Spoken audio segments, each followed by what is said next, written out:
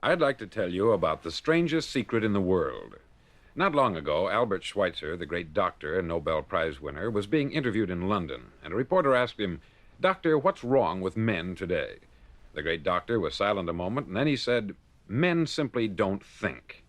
And it's about this that I want to talk with you. We live today in a golden age. This is an era that man has looked forward, dreamed of, and worked toward for thousands of years. But since it's here, we pretty well take it for granted. We in America are particularly fortunate to live in the richest land that ever existed on the face of the earth, a land of abundant opportunity for everyone. But do you know what happens? Let's take 100 men who start even at the age of 25. Do you have any idea what will happen to those men by the time they're 65? These 100 men who all start even at the age of 25 believe they're going to be successful. If you asked any one of these men if he wanted to be a success, he'd tell you that he did. And you'd notice that he was eager toward life, that there was a certain sparkle to his eye, an erectness to his carriage, and life seemed like a pretty interesting adventure to him. But by the time they're 65, 1 will be rich, 4 will be financially independent, 5 will still be working, 54 will be broke. Now think a moment. Out of the 100, only 5 make the grade. Why do so many fail? What has happened to the sparkle that was there when they were 25? What's become of the dreams, the hopes, the plans? And why is there such a large disparity between what these men intended to do and what they actually accomplished? When we say about 5% achieve success, we have to define success. And here's the definition.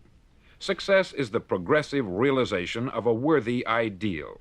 If a man is working toward a predetermined goal and knows where he's going, that man is a success. If he's not doing that, he's a failure. Success is the progressive realization of a worthy ideal. Rollo May, the distinguished psychiatrist, wrote a wonderful book called Man's Search for Himself. And in this book he says, the opposite of courage in our society is not cowardice, it is conformity. And there you have the trouble today. It's conformity. People acting like everyone else, without knowing why, without knowing where they're going. Now think of it. In America right now, there are over 14 million people 65 years of age and over, and about 13 million of these 14 million are broke. They're dependent on someone else for life's necessities. Now, we learn to read by the time we're 7. We learn to make a living by the time we're 25. Usually, by that time, we're not only making a living, we're supporting a family. And yet, by the time we're 65, we haven't learned how to become financially independent in the richest land that has ever been known. Why? We conform. And the trouble is that we're acting like the wrong percentage group, the 95% who don't succeed. Now, why do these people conform? Well, they don't know, really. These people believe that their lives are shaped by circumstances, by things that happen to them, by exterior forces. They're outer-directed people. A survey was made one time that covered a lot of men, working men, and these men were asked this question. Why do you work? Why do you get up in the morning? 19 out of 20 had no idea. If you ask them, they'll say, everyone goes to work in the morning. And that's the reason they do it, because everyone else is doing it. Now let's get back to our definition of success. Who succeeds? The only man who succeeds is the man who is progressively realizing a worthy ideal. He's the man who says, I'm going to become this, and then begins to work toward that goal. I'll tell you who the successful people are. A success is the school teacher who's teaching school because that's what she wanted to do. The success is the woman who's a wife and mother because she wanted to become a wife and mother and is doing a good job of it. The success is the man who runs the corner gas station because that's what he wanted to do. The success is the successful salesman who wants to become a top-notch salesman and grow and build with his organization. A success is anyone who is doing deliberately a predetermined job because that's what he decided to do deliberately. But only 1 out of 20 does that. That's why today there isn't really any competition, unless we make it for ourselves. Instead of competing, all we have to do is create. Now, for 20 years, I looked for the key which would determine what would happen to a human being. Was there a key I wanted to know which would make the future a promise that we could foretell to a large extent? Was there a key that would guarantee a person's becoming successful if he only knew about it and knew how to use it? Well, there is such a key, and I've found it. Have you ever wondered why so many men work so hard and honestly without ever achieving anything in particular, and others don't seem to work hard and yet seem to get everything? They have the magic touch. You've heard them say that about someone. Everything he touches turns to gold. And have you ever noticed that a man who becomes successful tends to continue to become successful? And on the other hand, have you noticed how a man who is a failure tends to continue to fail? It's because of goals. Some of us have them, some don't. People with goals succeed because they know where they're going. Now think of a ship leaving a harbor, and think of it with the complete voyage mapped out and planned. The captain and crew know exactly where it's going and how long it will take. It has a definite goal. 9,999 times out of 10,000, it will get to where it started out to get. Now let's take another ship, just like the first, only let's not put a crew on it, or a captain at the helm. Let's give it no aiming point, no goal, no destination. We just start the engines and let it go. I think you'll agree with me that if it gets out of the harbor at all, it will either sink or wind up on some deserted beach a derelict. It can't go any place because it has no destination and no guidance. It's the same with a human being. Take the salesman, for example. There is no other person in the world today with the future of a good salesman. Selling is the world's highest paid profession, if we're good at it and if we know where we're going. Every company needs top-notch salesmen, and they reward those men. The sky is the limit for them. But how many can you find? Someone once said, the human race is fixed, not to prevent the strong from winning, but to prevent the weak from losing. The American economy today can be likened to a convoy in time of war. The entire economy is slowed down to protect its weakest link, just as the convoy had to go at the speed that would permit its slowest vessel to remain in formation. That's why it's so easy to make a living today. It takes no particular brains or talent to make a living and support a family today. So we have a plateau of so-called security, if that's what a person's looking for. But we do have to decide how high above this plateau we want to aim for. Now let's get back to the strangest secret in the world, the story that I wanted to tell you today. Why do men with goals succeed in life and men without them fail? Well, let me tell you something which, if you really understand it, will alter your life immediately. If you understand completely what I'm going to tell you from this moment on, your life will never be the same again. You'll suddenly find that good luck just seems to be attracted to you. The things you want just seem to fall in line. And from now on, you won't have the problems, the worries, the gnawing lump of anxiety that perhaps you've experienced before. Doubt, fear, well, they'll be things of the past. Here's the key to success and the key to failure. We become what we think about. Now let me say that again. We become what we think about. Throughout all history, the great wise men and teachers, philosophers and prophets have disagreed with one another on many different things. It is only on this one point that they are in complete and unanimous agreement. Listen to what Marcus Aurelius, the great Roman emperor, said. He said, "A man's life is what his thoughts make of it." Disraeli said this, "Everything comes if a man will only wait. I have brought myself by long meditation to the conviction that a human being with a settled purpose must accomplish it, and that nothing can resist a will that will stake even existence for its fulfillment." Ralph Waldo Emerson said this, "A man is what he thinks about all day long." William James said, "The greatest discovery of my generation is that human beings can alter their lives by altering their attitudes of mind." And he also said, "We need only in cold blood act as if the thing in question were real, and it will become infallibly real by growing into such a connection with our life that it will become real. It will become so knit with habit and emotion that our interest in it will be those which characterize belief." He also said this, "If you only care enough for a result, you will almost certainly attain it. If you wish to be rich, you will be rich. If you wish to be learned, you will be learned. If you wish to be good, you will be good. Only you must then really wish these things, and wish them exclusively, and not wish at the same time 100 other incompatible things just as strongly." In the Bible you read, in Mark 9:23, "If thou canst believe, all things are possible to him that believeth." Dr. Norman Vincent Peale said this, "This is one of the greatest laws in the universe. Fervently do I wish I had discovered it as a very young man. It dawned upon me much later in life, and I've found it to be one of the greatest, if not my greatest discovery outside of my relationship to God. And the great law, briefly and simply stated, is that if you think in negative terms, you'll get negative results. If you think in positive terms, you will achieve positive results. That is the simple fact which is at the basis of an astonishing law of prosperity and success. In 3 words, believe and succeed. William Shakespeare put it this way: our doubts are traitors and make us lose the good we oft might win by fearing to attempt. George Bernard Shaw said, people are always blaming their circumstances for what they are. I don't believe in circumstances. The people who get on in this world are the people who get up and look for the circumstances they want, and if they can't find them, make them. Well, it's pretty apparent, isn't it? And every person who discovered this for a while believed that he was the first one to work it out. We become what we think about. Now, it stands to reason that a person who's thinking about a concrete and worthwhile goal is going to reach it, because that's what he's thinking about. And we become what we think about. Conversely, the man who has no goal, who doesn't know where he's going, and whose thoughts must therefore be thoughts of confusion and anxiety and fear and worry, becomes what he thinks about. His life becomes one of frustration, fear, anxiety, and worry. And if he thinks about nothing, he becomes nothing. Now, how does it work? Why do we become what we think about? Well, I'll tell you how it works as far as we know. Now, to do this, I want to tell you about a situation that parallels the human mind.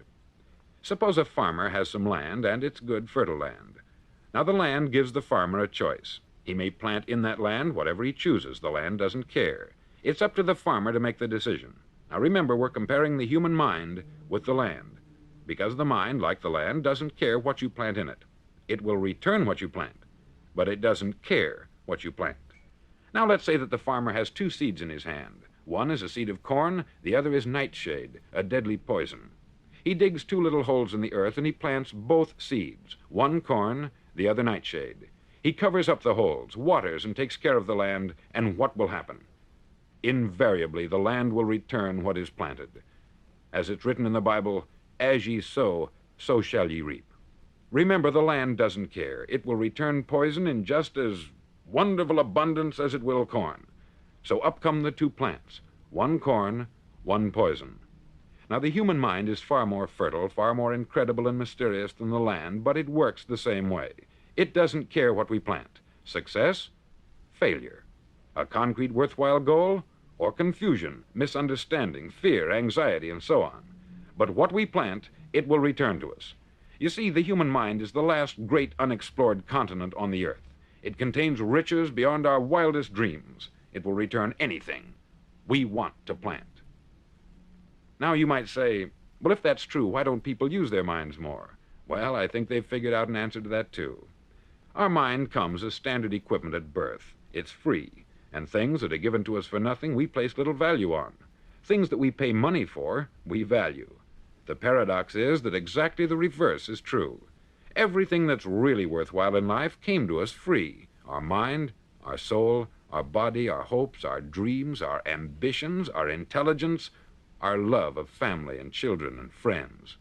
All these priceless possessions are free, but the things that cost us money are actually very cheap and can be replaced at any time. A good man can be completely wiped out and make another fortune. He can do that several times. Even if our home burns down, we can rebuild it, but the things we got for nothing, we can never replace. The human mind isn't used merely because we take it for granted. Familiarity breeds contempt. It can do any kind of job we assign to it, but generally speaking, we use it for little jobs instead of big, important ones. Universities have proved that most of us are operating on about 10% of our abilities. Decide now, what is it you want? Plant your goal in your mind. It's the most important decision you'll ever make in your entire life. Do you want to be an outstanding salesman, a better worker at your particular job? Do you want to go places in your company, in your community? All you've got to do is plant that seed in your mind. Care for it. Work steadily toward your goal, and it will become a reality. It not only will, there's no way that it cannot. You see, that is a law, like the laws of Sir Isaac Newton, the laws of gravity. If you get on top of a building and jump off, you'll always go down. You'll never go up. And it's the same with all the other laws of nature. They always work. They're inflexible. Think about your goal in a relaxed, positive way. Picture yourself in your mind's eye as having already achieved this goal. See yourself doing the things you will be doing when you've reached your goal. Ours has been called the phenobarbital age, the age of ulcers and nervous breakdowns. At a time when medical research has raised us to a new plateau of good health and longevity, far too many of us worry ourselves into an early grave trying to cope with things in our own little personal ways, without learning a few great laws that will take care of everything for us. These things we bring on ourselves through our habitual way of thinking. Every one of us is the sum total of his own thoughts.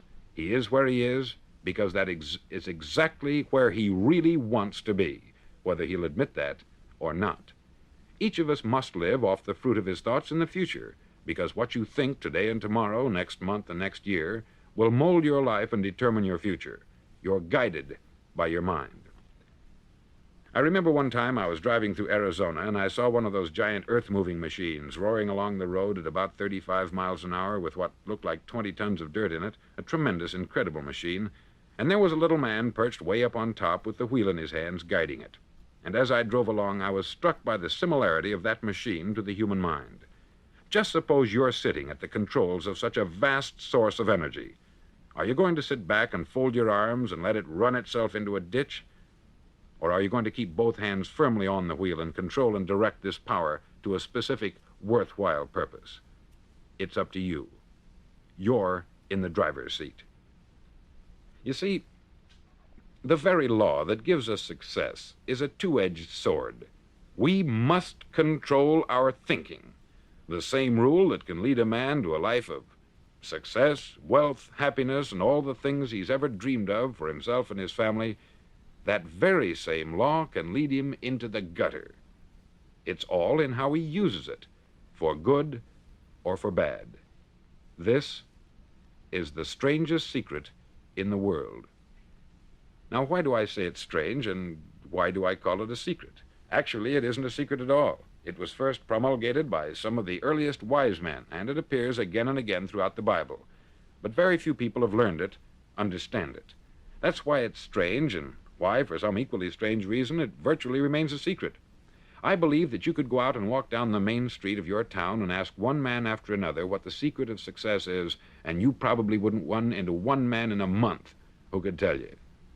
Now, this information is enormously valuable to us if we really understand it and apply it.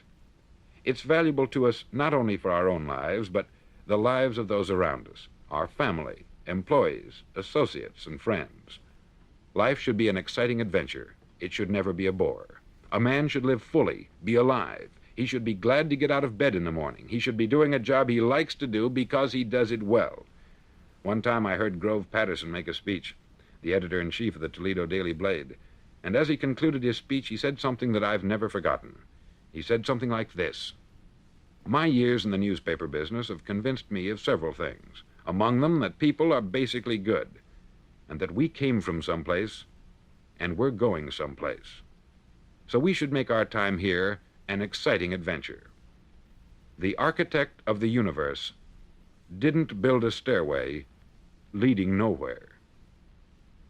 And the greatest teacher of all, the carpenter from the plains of Galilee, gave us the secret time and time again.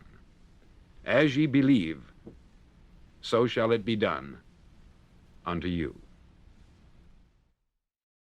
On side number 1 of this record, I've explained the strangest secret in the world and how it works.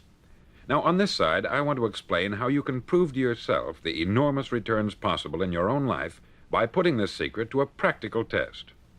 I want you to make a test that will last 30 days. Now, it isn't going to be easy. If you'll give it a good try, it will completely change your life for the better. Back in the 17th century, Sir Isaac Newton, the English mathematician and natural philosopher, gave us some natural laws of physics which apply as much to human beings as they do to the movement of bodies in the universe. Now, one of these laws is that for every action, there is an equal and opposite reaction. Simply stated, as it applies to you and me, it means we can achieve nothing without paying the price. The results of your 30-day experiment will be in direct proportion to the effort you put forth. To be a doctor, you must pay the price of long years of difficult study. to be successful in selling, and remember that each of us succeeds to the extent of his ability to sell, selling our families on our ideas, selling education in schools, selling our children on the advantages of living the good and honest life, selling our associates and employees on the importance of being exceptional people, to, of course, the profession of selling itself. But to be successful in selling our way to the good life, we must be willing to pay the price. Now, what is that price? Well, it's many things. First, it's understanding emotionally, as well as intellectually, that we literally become what we think about, that we must control our thoughts if we're to control our lives. It's understanding fully that, as ye sow, so shall ye reap.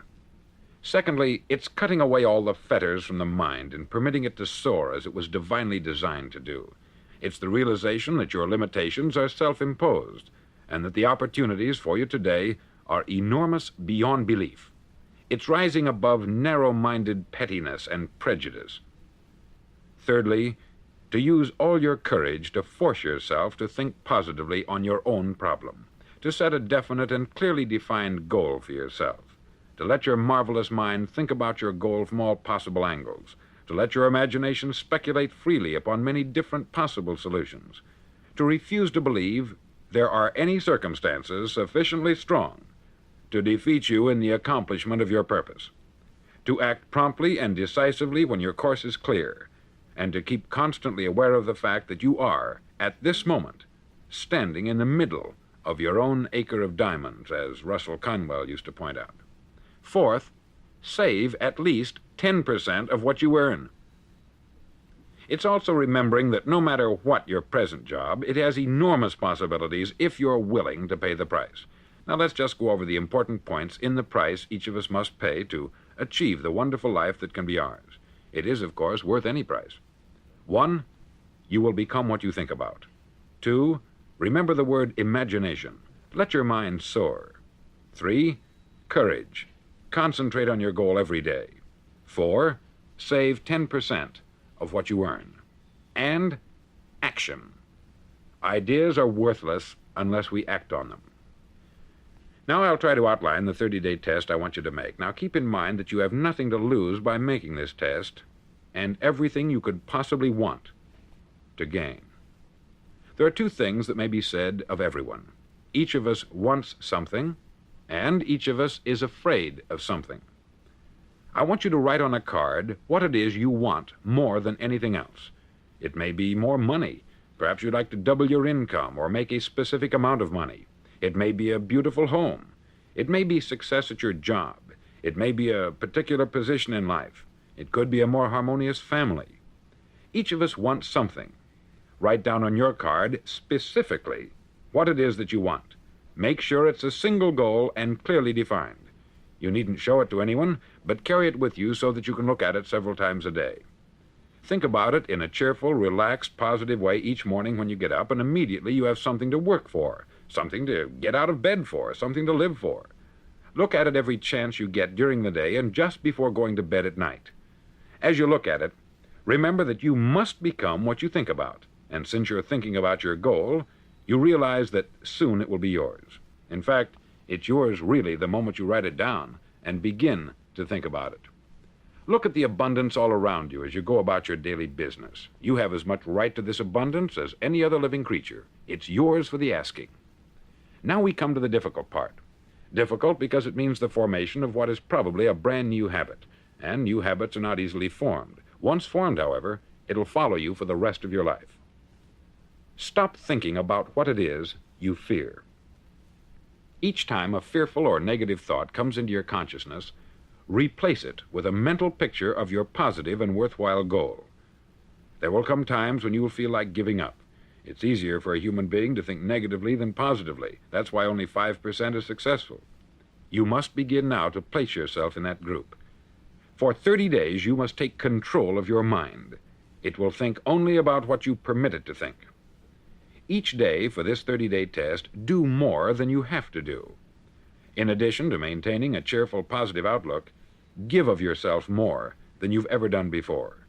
Do this knowing that your returns in life must be in direct proportion to what you give. The moment you decide on a goal to work toward, you're immediately a successful person. You're then in that rare and successful category of people who know where they're going. Out of every 100 people, you belong to the top 5. Don't concern yourself too much with how you're going to achieve your goal. Leave that completely to a power greater than yourself. All you have to do is know where you're going. The answers will come to you of their own accord.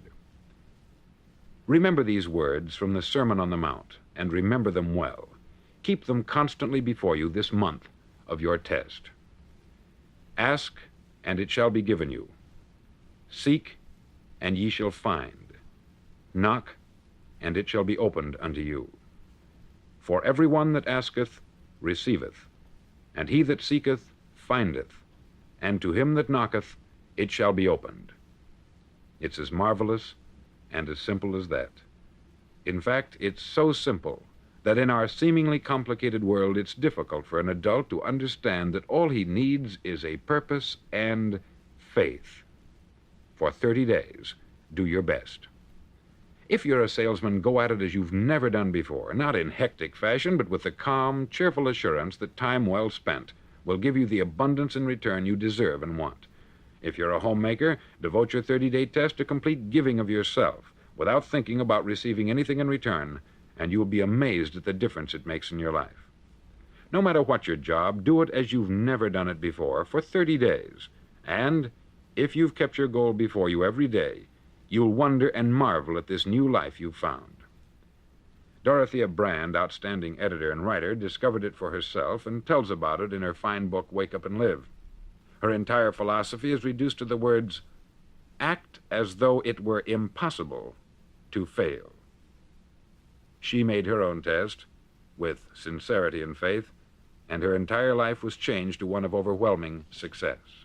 Now you make your test for 30 full days. Don't start your test until you've made up your mind to stick with it. You see, by being persistent, you're demonstrating faith. Persistence is simply another word for faith. If you didn't have faith, you would never persist.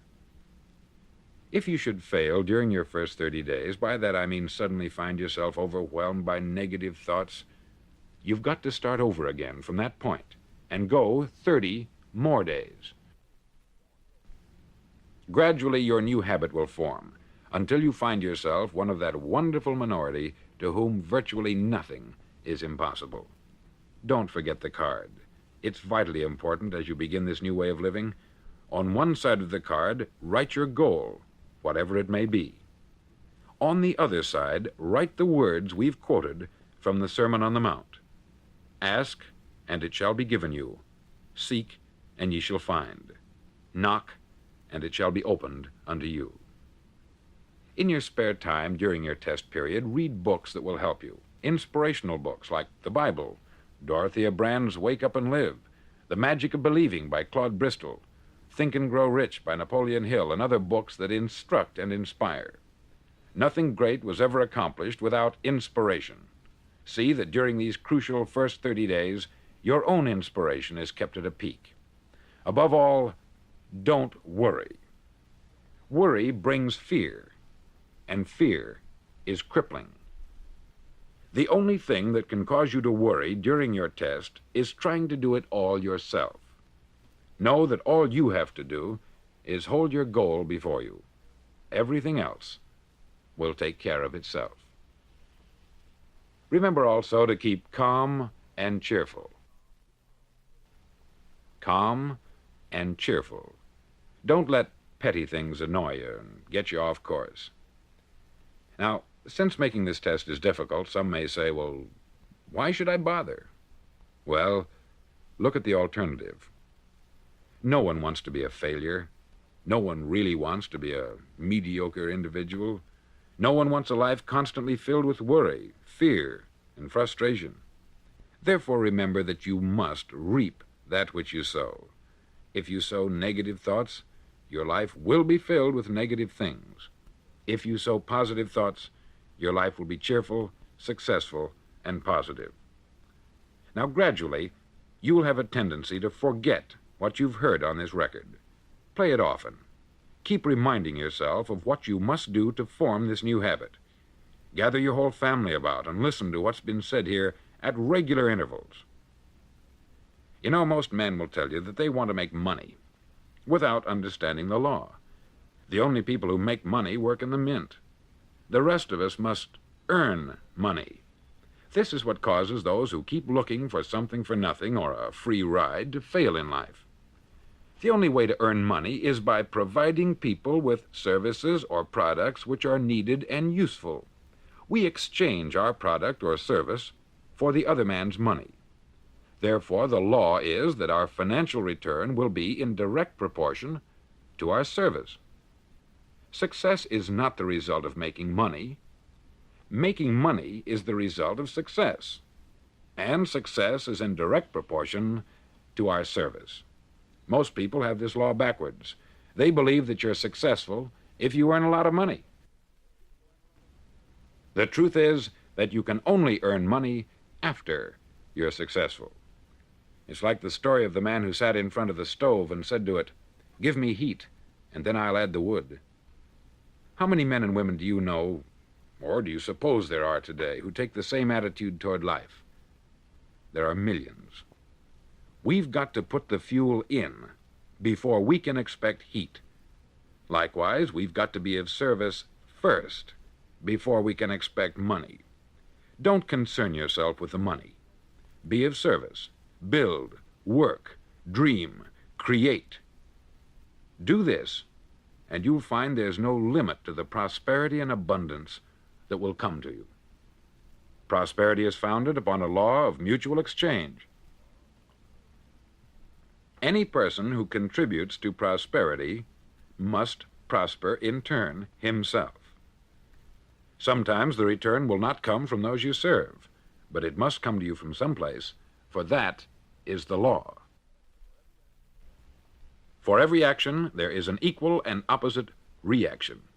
As you go daily through your 30-day test period, remember that your success will always be measured by the quality and quantity of service you render, and money is a yardstick for measuring this service.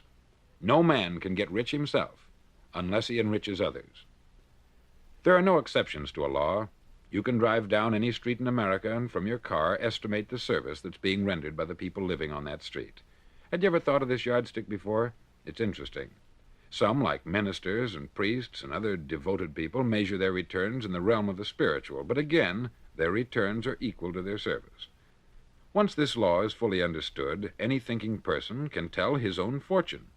If he wants more, he must be of more service to those from whom he receives his return. If he wants less, he has only to reduce this service. This is the price you must pay for what you want.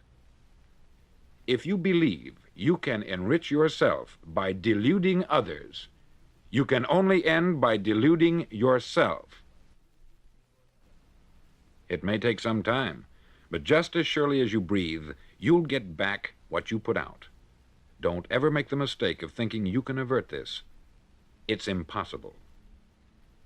The prisons and the streets where the lonely walk are filled with people who tried to make new laws just for themselves.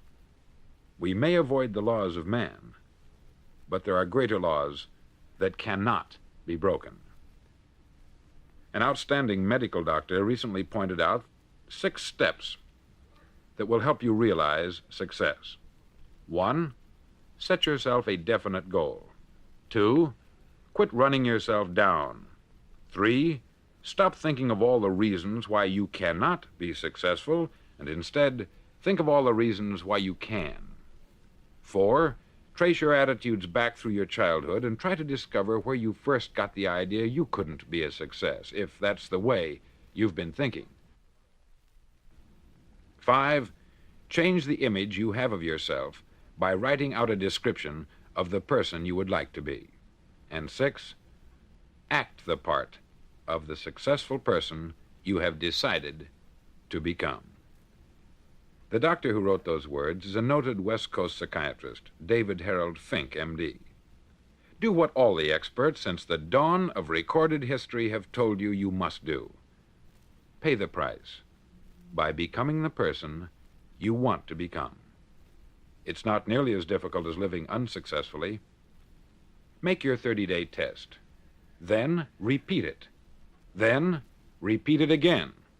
Each time it will become more a part of you until you'll wonder how you could ever have lived any other way.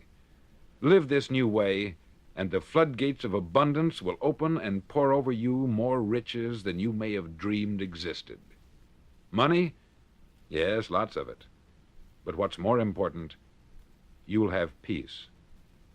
You'll be in that wonderful minority who lead calm, cheerful, successful lives. Start today. You have nothing to lose, but you have a life to win.